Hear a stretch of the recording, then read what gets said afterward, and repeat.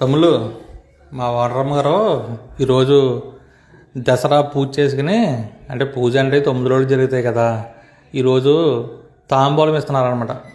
దానికోసం ఎడవడం అంతానమాట. మా వాడరమ్మ గారు ఏం చేసినా పెళ్ళిలా ఉంటుంది అనమాట. ఇంట్లో పెళ్ళి చేసినంత అలాడుగా ఉంటుంది. సాయంకాలం వచ్చి అందరూనే ఏదన్నా పూజ దగ్గర కూర్చొని అయిపోయాక ఇవన్నీ పట్టుకెళ్తారనమాట. రిటర్న్ గిఫ్ట్స్ మొత్తం రకాలన్నీ. చాలామంది ఏమనుకుంటారంటే పూజలు చేసి డబ్బులు అలా పాడు చేసుకుని ఇలా పాడు చేసుకుంటారని ఇన్స్టాగ్రామ్లో అయితే ఉంటుంది కదా. అది డబ్బులు పాడు కాదు. ఒకరి ఇంట్లో పూజ చేసుకునో ఇలా 10 మందిని పిలుచుకుంటే ఈ 10 మంది వల్ల ఒక 100-200 మందికి బ్రతుకుదేరు అనమాట, జీవనాధారం దొరుకుతుంది. అంతేగాని ఉన్న వాళ్ళందరూ మన దగ్గర ఉంది కదా అని చెప్పి డబ్బు దాచుకుంటే ఒక మాదిరిలో బతకలేరు. ఏదైనా సరే డబ్బుని అలా ఖర్చు పెడితేనే దాని కింద ఒక 100 మంది 200 మంది బతకొచ్చు అనమాట.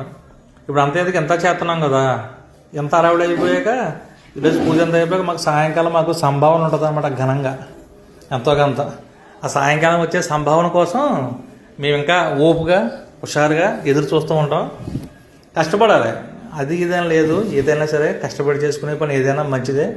సరేనా? Okay, bye. హ్యాపీ దసరా.